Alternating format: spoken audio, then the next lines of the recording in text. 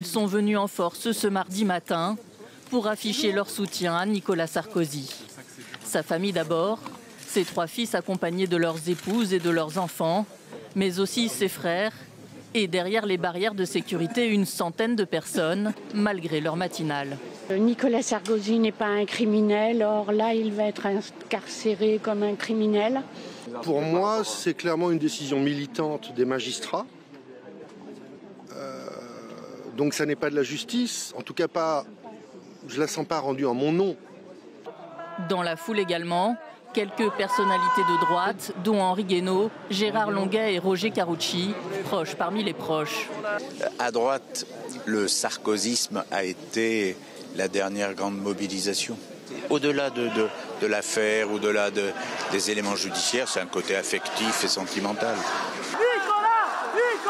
À la sortie de son domicile, un peu après 9 h, sa femme Carla Bruni Sarkozy est à ses côtés, main dans la main. Son ex-femme Cécilia Attias explique quant à elle sur X n'avoir pas pu être présente, mais tient à exprimer son soutien à l'homme d'État qu'il a été et à l'être humain qu'il reste.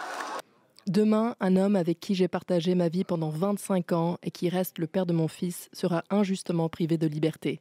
Je suis bouleversée et révoltée de voir Nicolas Sarkozy, qui a tant donné à la France, traité ainsi.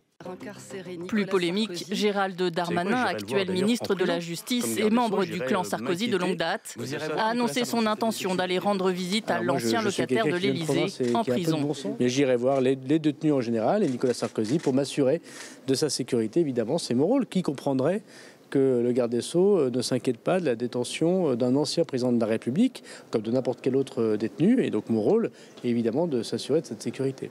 La demande de remise en liberté déposée dès son incarcération doit maintenant être examinée par les juges de la Cour d'appel. Ils ont 2 mois pour statuer.